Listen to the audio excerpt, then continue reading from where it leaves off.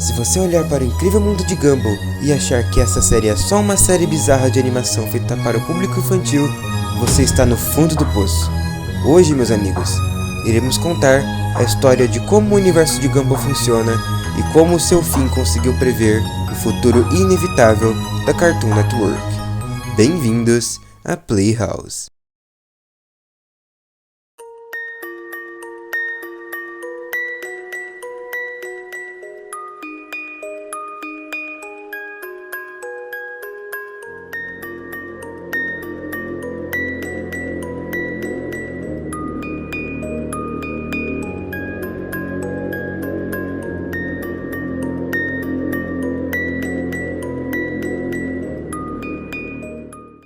Bom, vamos começar pelo mais fácil.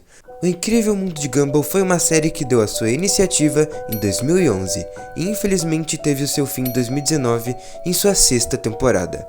A série funciona como uma sitcom que acompanha o personagem Gumball Watterson, um gato azul que vive aventuras malucas na cidade de Elmore, junto de seu amigo/irmão Darwin Watterson, um peixe que, quando eram mais novos, ganhou pernas e nasceu com a habilidade de falar. A série desde então acompanhou o Gumball junto de seus amigos e sua família por várias complicações e desventuras dos personagens, seja na vida pessoal, na escola ou em qualquer lugar na cidade de Elmore. Falando assim parece ser simples, mas esse universo é muito mais. O grande diferencial desse universo é que boa parte dos seres vivos daqui são tanto 3D quanto em 2D, e a maioria são objetos, animais, alienígenas, frutas, comidas, brinquedos e até plantas. Entretanto, apesar de ser um universo cheio de magia e riqueza para se explorar em uma série, ela também guarda um grande segredo que assombrou por muito tempo tanto a própria série quanto o estúdio da Cartoon Network. Meus amigos, eu lhes apresento o Vácuo.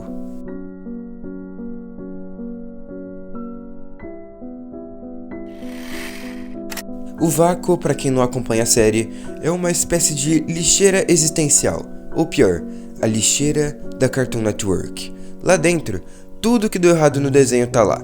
E quando eu digo que deu errado, eu digo em questão existencial.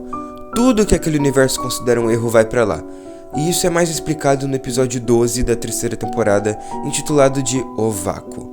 Nele, o Gumball percebe que tem alguém faltando no grupo de amigos, então ele sai em busca de achar quem foi que sumiu.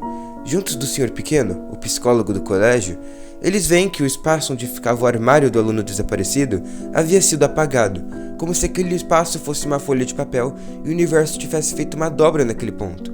Os três então descobrem que, nessa dobra, havia um espaço oculto naquele universo, que levava até o vácuo. E lá dentro, havia tudo que os desenvolvedores do desenho haviam descartado da série anteriormente. Depois de explorarem um pouco, eles descobrem que a aluna desaparecida era a Molly, uma personagem que já havia aparecido temporadas passadas, mas que fora jogada no vácuo por conta da sua personalidade chata. E os roteiristas simplesmente quiseram tirá-la da série. Para sua sorte, os personagens usaram a van do Sr. Pequeno, que também havia sido jogada lá, para resgatá-la. O que mais me chama a atenção nesse episódio é a mescla entre o universo do Gumball e o próprio programa de TV que o desenvolve.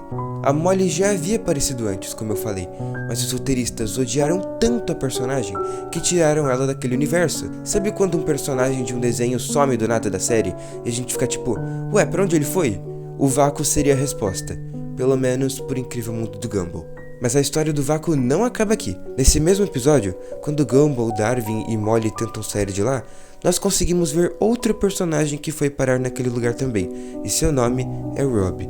Rob, assim como a Molly, também já apareceu antes na série, mas diferente dela, que pelo menos teve destaque, Rob era considerado um dos personagens mais esquecíveis da série, não só pelos telespectadores, como também pelos próprios personagens do desenho. Em um episódio da segunda temporada, intitulado O Pônei, Gumball e Darwin prometem assistir um filme que a Anaís, a irmã caçula, quer ver junto com eles, mas eles ficam relutantes, porque não querem assistir o filme.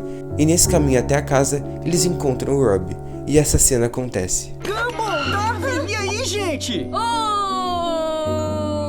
Oi... Rich? Você me chamou de Rich como se fosse uma pergunta? Eu disse Rich. Desculpa. Eu quis dizer o seu nome. Que é? Rob! Meu nome é Rob! Rob! Claro, desculpa aí.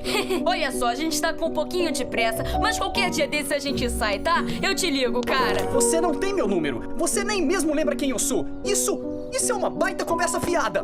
Poxa, não é isso. É que a gente tá distraído porque... aconteceu uma coisa hilária. Tá vendo esse buraco?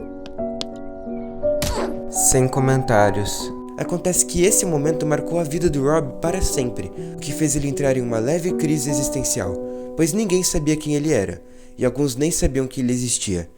Infelizmente, essa crise existencial o levou ao pior lugar possível para ele viver, o vácuo. No episódio 36 da terceira temporada, intitulado O Ninguém, Gumball e Darwin percebem que tem alguém vivendo na casa deles, além deles mesmos, e quando eles vão verificar no porão, lá estava ele, Rob, só que com aparência extremamente bugada.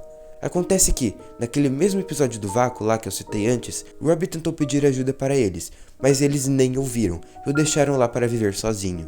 Chateado, ele se agarra no veículo do Sr. Pequeno e consegue sair, mas sua aparência é alterada, unindo sua existência ao vácuo. Logo depois de ser descoberto pelos dois, Rob tem mais uma crise existencial, só que dessa vez, não é porque ele foi rejeitado pelas pessoas, mas sim porque foi rejeitado pelo próprio universo em que vivia, e fora jogado no vácuo.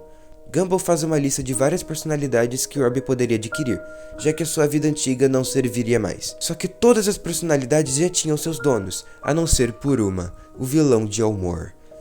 Como era a única que havia sobrado, Rob aceita, e se torna o grande arqui-inimigo de Gumball, ou como ele mesmo chama, o seu Nêmesis.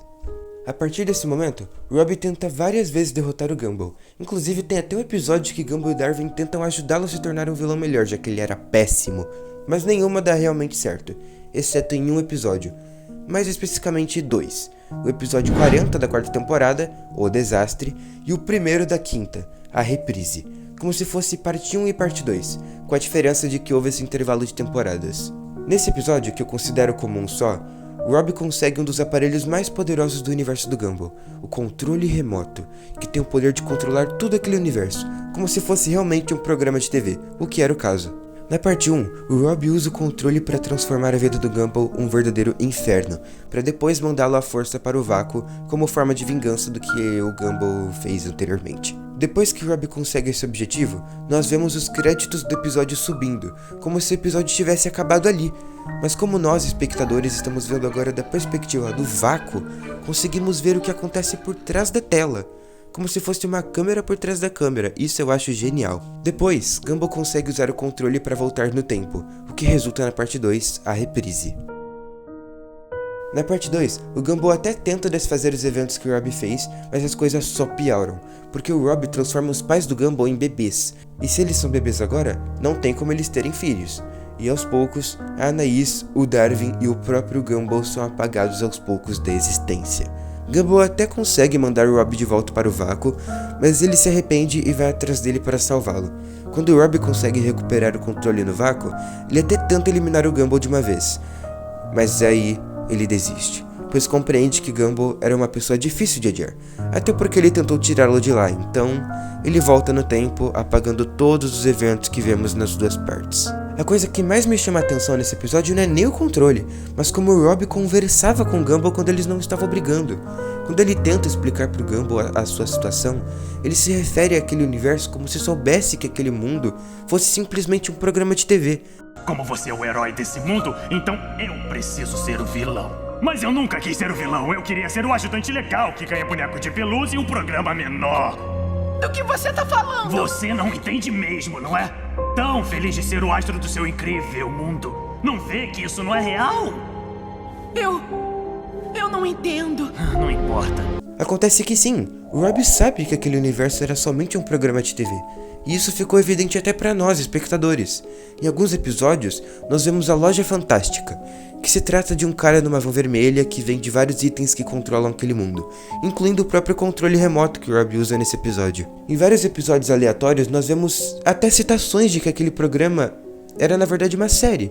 Vemos aquela geladeira do Ricardo que guarda memórias, que de fundo toca música aos créditos, o próprio controle remoto que simboliza que aquele universo se passa dentro de uma TV, e inclusive, uma sacada genial que eu achei, é que tem um episódio na sexta temporada chamado Os Casais, onde a Sarah, aquela sorvete escritora, consegue um caderno mágico que tem literalmente a logotipo da Cartoon Network na capa.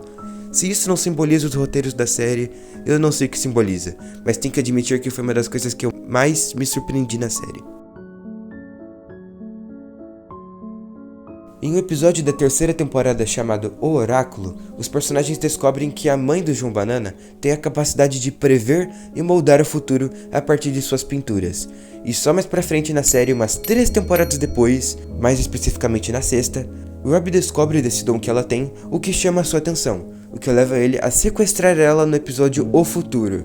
Nesse episódio, Rob a obriga a desenhar o seu futuro e em todas as vezes que ela tenta, ela pinta exatamente o mesmo quadro, que é simplesmente uma imagem de uma TV em estática, como se não houvesse mais sinal, ou pior, não houvesse mais o programa do Incrível Mundo de Gumball no futuro. Isso porque a série estava prestes a ser encerrada. No último episódio da série, A Inquisição, Rob se disfarça de superintendente do colégio de Elmore, para transformar os personagens em seres humanos e perderem seus traços animados, mas Gumball e Darwin impedem que isso aconteça. Mas isso não é algo bom. Rob tinha um motivo para fazer isso. Como o programa do Gumball estava prestes a fechar suas portas para novos episódios, Rob achou que, se transformasse os personagens em humanos, eles talvez pudessem atravessar as barreiras que separam os dois universos, e talvez pudessem continuar suas vidas no nosso mundo, o mundo real, mas eles se recusaram, o que resultou no triste fim da série.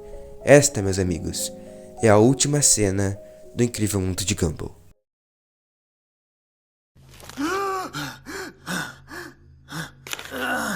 Por que eles me impediram? A transformação é a única forma que eles têm de fugir para o outro lugar quando este mundo...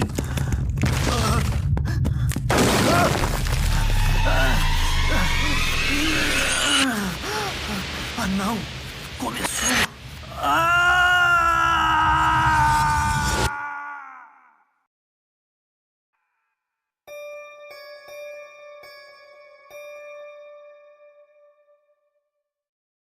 Sim, esse, por incrível que pareça, é o final da série. E é incrível como ela conseguiu prever o que estava para acontecer.